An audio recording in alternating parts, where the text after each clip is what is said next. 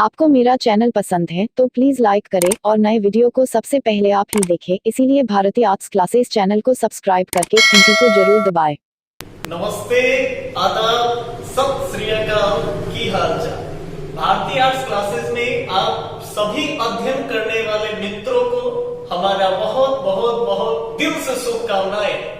तो आइए आज कुछ खास हम आप लोगों के लिए लेकर के आए हैं, एक नए अंदाज में एक नया ऑपरेशन जो अमेरिका के द्वारा चलाया गया, जिस ऑपरेशन का नाम जैसा कि आप बोर्ड पर देख पा रहे हैं, ऑपरेशन इनफाइनाइट रीच। जी हाँ, ऑपरेशन इनफाइनाइट रीच। तो बड़ा बेहतर से समझ में आने वाला है आपको इस तरह का टॉपिक, और ये किस तरह का ऑपरेशन है, क्यों चलाया गया, आखिर अमेरिका किस तरह अपना वर्चस्व वर्ल्ड को दिखाई, और किस तरह सारा चीज आपको हम लोग फुल समझाने वाले हैं। बस आप हमको 5 मिनट से समय दे दीजिए, 5 मिनट से ज्यादा समय नहीं मांगे। अगर 5 मिनट मेरे साथ जुड़ पाते हैं, आप 5 मिनट पेशेंस रख करके, धैर्य रख के मेरे साथ लग पाते हैं, तो बाकी के जितना वीडियो का समय होगा आप खुद दीजिएगा, नहीं दीजिएगा तो मत दीजिए, हमारे सिखा लीजिए। आइए, तो सबसे पहले अगर ऑपरेशन इनफाइनाइट रीच की बात करें तो इससे पहले एक सीरीज को हम लिंक कर पाते हैं। इससे पहले पिछले वीडियो में पढ़ा चुके हैं। जो लोग नहीं वीडियो देखे हैं, कृपया करके कोल्ड बार और कोल्ड बार के बाद गल्फ बार, 2 वीडियो आपको पॉलिटिकल का नीचे मिला है। अब एक खास चीज और बता दें कि ये कोई आपका हिस्ट्री का टॉपिक नहीं है। 12वीं क्लास में जाइएगा तो ये नहीं सोचिए कि जैसे हम 12 बोलते हैं तो कंपटीशन वाले बच्चे जो भी है वो इस वीडियो को इग्नोर करके चले जाए, क्योंकि 6 से लेकर के 12 इससे बढ़ करके कुछ नहीं है। तो आप कंपटीशन की भी तैयारी कर रहे हैं, बीपीएससी पढ़ रहे हैं, यूपीएससी पढ़ रहे हैं, उससे कोई मतलब नहीं है। या फिर आप इंटरमीडिएट 12वीं क्लास के स्टूडेंट है, वो भी इस वीडियो को देखें, क्योंकि आपके लिए ये टॉपिक बहुत ही बेहतर साबित होने वाला है। तो ये 12वीं क्लास का पॉलिटिकल का तीसरा टॉपिक है, याद रखिए, ये तीसरा लेसन है। और ये जो हम लोग पढ़ रहे हैं ये इंडियन पॉलिटिक्स नहीं है, ये वर्ल्ड पॉलिटिक्स है। ठीक है, आइए सबसे पहले अगर हम बात करें तो इससे पहले हम लोग पढ़े थे शीत युद्ध का दौर, और शीत युद्ध के बाद जो है हम कुछ बात को बताए थे, जैसे गल्फ वार आई थी, खाड़ी युद्ध। अब खाड़ी युद्ध के समय में तो आपको मालूम ही होगा कि अमेरिकी राष्ट्रपति कौन थे भैया, तो जॉर्ज बुश थे। बात को समझिए गौर से, अमेरिकी राष्ट्रपति कौन है, जॉर्ज बुश है। आप थोड़ा आज अपना एनर्जी ज्यादा लगाए, आज मेरा एनर्जी थोड़ा लेस है, इसीलिए हम आराम से बोलेंगे, आप समय दे करके खूब बढ़िया से वीडियो को देखते रहे। तो देखिए, अगर बात कर ले 1992 से पहले यानी 90 में जो खाड़ी युद्ध हुआ, 90 से लेकर के 91 तक के दौरान जो खाड़ी युद्ध चला, तो प्रथम खाड़ी युद्ध में अमेरिका के जो राष्ट्रपति की बात कर ले तो जॉर्ज बुश थे।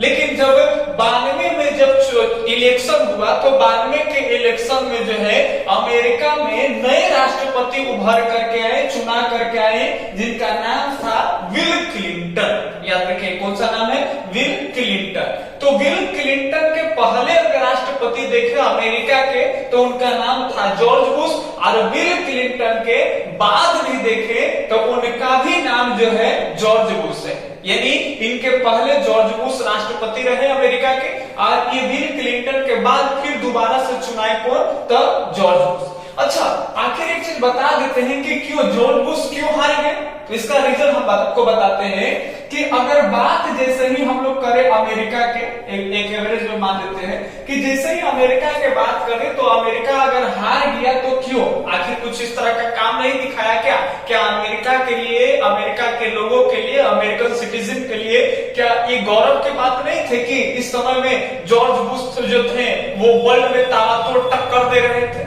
तो क्या रीजन था कि अमेरिका के राष्ट्रपति जॉर्ज बुश हार गए इलेक्शन में? तो इस चीज को आप गंभीर से समझेंगे। इस समय हम पिछले वीडियो में बताए थे कि जॉर्ज बुश जो थे सद्दाम हुसैन को काफी मुंहतोड़ जवाब टक्कर दिए थे। सद्दाम हुसैन के बारे में पढ़े कि इराक के कौन थे, इराक के राष्ट्रपति थे। तो इराक के राष्ट्रपति सद्दाम हुसैन जो थे वो बोले थे कि भैया हमारी 100 जंगों की एक जंग साबित होकर के ही रहेगी। तो वो खाली बोले, लेकिन धांस दिए मार के जॉर्ज बुश।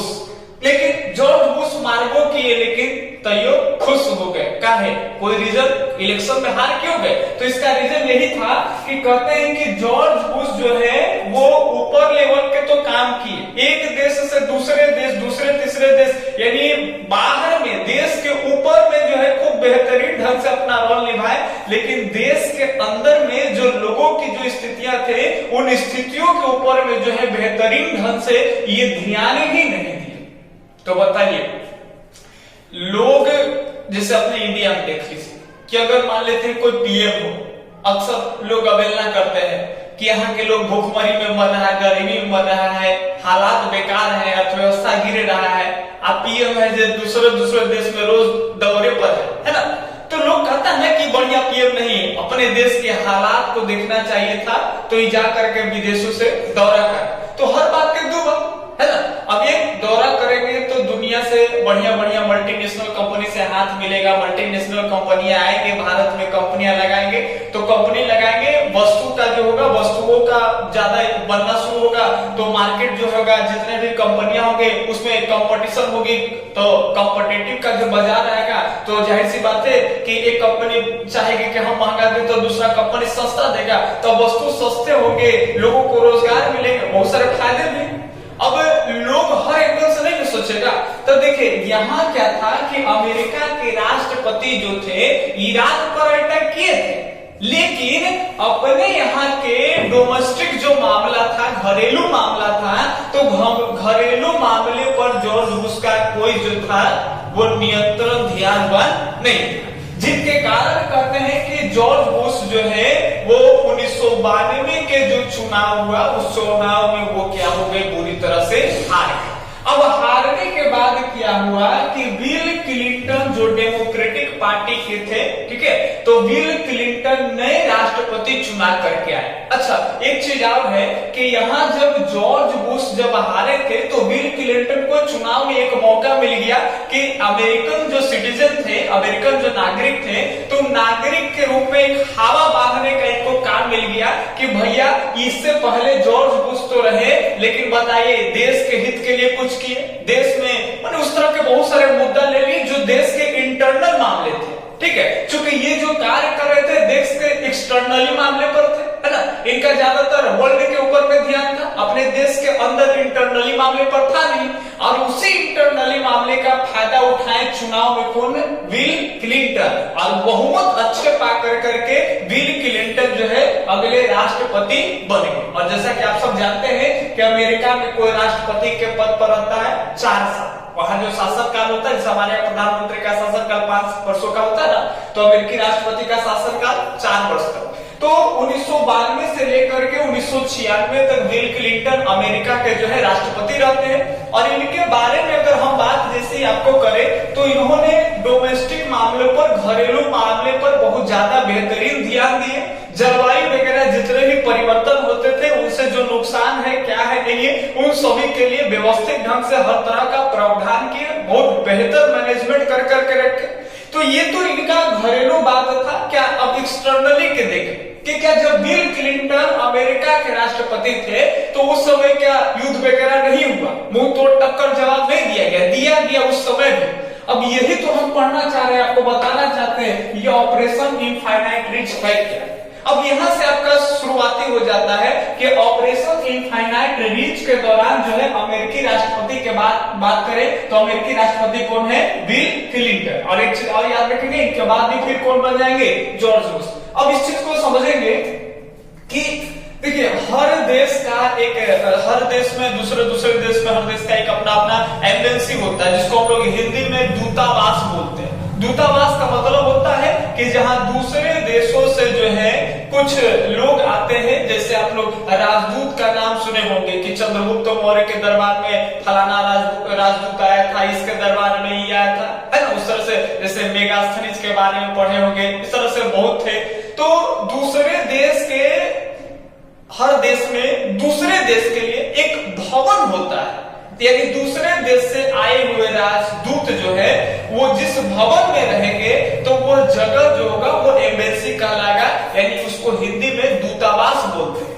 तो देखिए अमेरिका का भी कई दूतावास है, एम्बेसी है, तो अमेरिका के एगो दूतावास था केन्या में। केन्या एक देश है, तंजानिया एक देश है। बड़ी बारीकी से सुनिएगा, केन्या एक देश है, तंजानिया एक देश है। तो कहते हैं कि केन्या में एक जगह था जिसको कहते हैं नैरोबी। तो केन्या के नैरोबी में एक दूतावास था, और ये दूतावास, ये जो एम्बेसी है, ये अमेरिकन एम्बेसी है, यानी अमेरिका का दूतावास है। और ये दारे सलाम, याद रखेंगे, दारे सलाम। तो दारे सलाम जो ये देख रहे हैं जगह, यहाँ भी एम्बेसी है, वो भी अमेरिका का। अब बात को समझिएगा। तो यहाँ देखिए, केन्या में जो नैरोबी है, तंजानिया में जो दारे सलाम स्थित है, ये दोनों को क्या किया कि कुछ आतंकी समूह के जो लोग थे यहाँ पर जो है वो इस जगह को उड़ा दिया, हमला कर दी, अटैक कर दी। तो अमेरिकन दो दूतावास, एगो नैरोबी वाला, एगो दारे सलाम, यानी एगो तंजानिया में स्थित और एगो तंजानिया में स्थित और एगो केन्या में स्थित, दो दूतावास को अमेरिका को बड़ा क्षति हुआ। अब बताइए कि दूसरे देश को ये खराब लगेगा कि नहीं, जिस देश का एम्बेसी है, और एम्बेसी भी छोटा मोटा देश का नहीं है कि मैटर को सुलझा सके।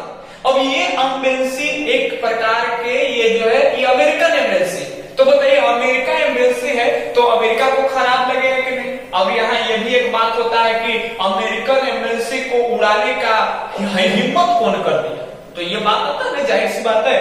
तो अब लगा कि अगर एक्शन नहीं लिया जाएगा तो सब लोग सोचेंगे कि आज एम्बेसी को उड़ाया है, कल कुछ और उड़ा देगा। तो अमेरिका से बार बार कोई टक्कर लेना चाहेगा, इसीलिए इस चीज को अंजाम देना ही होगा। और इसी समय कहते हैं कि बिल क्लिंटन अपने घरेलू मामले से उठ कर करके और एक नए ऑपरेशन का अंजाम दिए। इस ऑपरेशन का नाम पड़ा ऑपरेशन इनफाइनाइट रीच। और सुनेंगे, ऑपरेशन इनफाइनाइट रीच। तो ये एक नया ऑपरेशन जो है बिल क्लिंटन जी चलाए, ऑपरेशन इनफाइनाइट रीच। अच्छा, इस ऑपरेशन के बारे में बात कर ले तो इसके तहत सबसे पहले सूडान और अफगानिस्तान, ये आप लोग जैसे ही हम लोग इंडियन के उत्तर पश्चिम साइड में पढ़ेंगे तो पाकिस्तान वगैरह के बाद आपको मिलेगा अफगानिस्तान। तो अफगानिस्तान है, सूडान है, ये दो देश का एक समूह था, खास करके आतंकी लोगों का, जिसको कहते हैं अल-कायदा, याद रखेंगे। तो अल-कायदा को मेन जो है यहाँ पर टारगेट किया गया कि यही अल-कायदा जो है ये सब आतंकी संगठन है यहाँ पर, और ये इसी को क्या किया जाए कि उड़ा दिया जाए। अब अमेरिका क्या किया, न सोचा न समझा। देखिए, हर चीज का एक वसूल होता है, चाहे वो प्राचीन भारत में लड़ा गया युद्ध हो, चाहे वो मध्यकालीन भारत में हो, चाहे आधुनिक भारत में हो, कुछ न कुछ एक दूसरे से रिलेटेड। जैसे अगर पहले भी युद्ध होते थे तो युद्ध के कुछ दस्तूर होते थे, कुछ वसूल होते थे कि युद्ध जो है कानूनी रूप से लड़ा जाता था, है ना। जैसे युद्ध में लड़ने का मतलब होता है कि एक देश के सेना या एक साम्राज्य के सेना का आक्रमण दूसरे साम्राज्य के सेना पर होना चाहिए। देखिए, आक्रमण नागरिक पर नहीं होना चाहिए, आक्रमण जो है वो सेना के ऊपर होना चाहिए। तो उस तरह से ये भी एक वसूल था कि ठीक है, अगर नैरोनी को, दारे सलाम को अगर आपको ये नुकसान किया है तो ये वसूल आता है, युद्ध यही कहता है कि अगर आपको जो दोषी नजर आता है, जो वाकई में दोषी है ये सब आतंकी संगठन, तो आप उसको केवल टारगेट कीजिए, यहाँ नागरिक को टारगेट नहीं करना।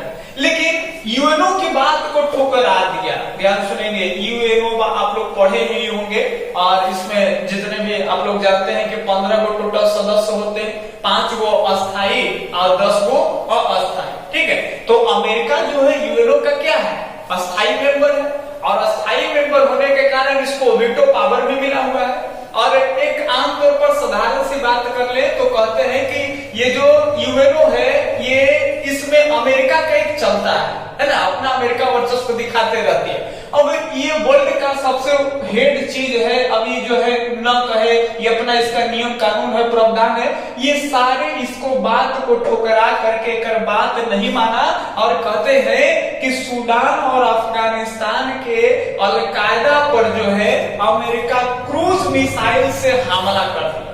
रातों रात कई संगठन वाले जो क्षेत्र थे, जो अल-कायदा के आतंकी संगठन का क्षेत्र थे, उनको क्रूज मिसाइल से हमला कर दिया।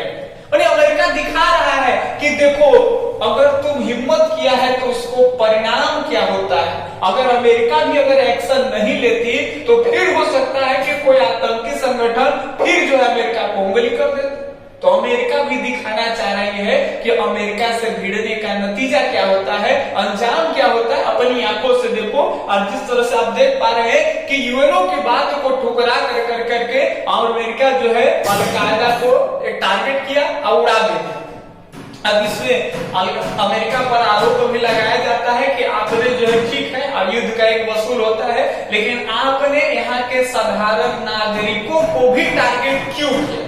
चूंकि कहते हैं कि कई ऐसे साबुत प्रमाण मिले जिसमें आतंकी संगठन के अलावे आम आदमी को टारगेट किया गया अमेरिका के द्वारा, और आम नागरिक जो थे उनको भी इस टारगेट का शिकार होना पड़ा, जिसके कारण जो है यूएनओ में अमेरिका के खिलाफ रिपोर्ट भी दर्ज हुआ। लेकिन आप इस टॉपिक का नामे है, ये टॉपिक ही पढ़ रहे हैं हम लोग, अमेरिकी वर्चस्व, है ना, समकालीन विश्व में अमेरिकी वर्चस्व। तो यहाँ देखिए नियम को ठुकरा करके और अमेरिका अपना क्या दिखा रही है, वर्चस्व दिखा रही है। तो ये है आपका ऑपरेशन इनफाइनाइट रीच। तो हम जहां तक आपसे उम्मीद करते हैं कि आप बेहतर ढंग से समझ पाए होंगे इस टॉपिक को। एक बार ओवरव्यू के रूप में हम बता दें, हुआ क्या था कि अमेरिका के दो दूतावास, एक केन्या में एक तंजानिया में, अल-कायदा का जो आतंकी संगठन था इसको टारगेट किया था। तो ये दोनों को एमबेसी को उड़ा दिया, जिससे अमेरिका के राष्ट्रपति बौखला गए बिल क्लिंटन, और इन्होंने जो है अपने शासनकाल में ऑपरेशन इनफाइनाइट रीच चला।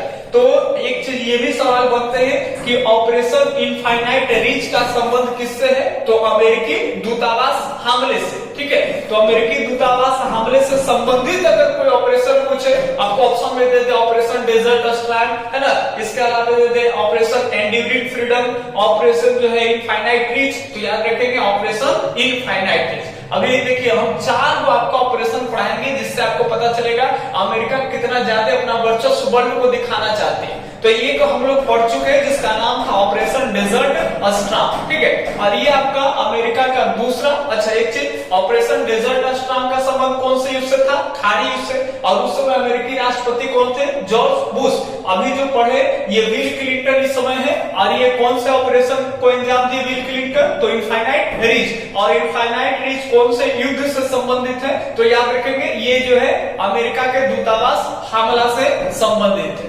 तो हम आपसे उम्मीद करते हैं आप बेहतर ढंग से समझ पाए होंगे। तो धन्यवाद, अल्लाह हाफिज।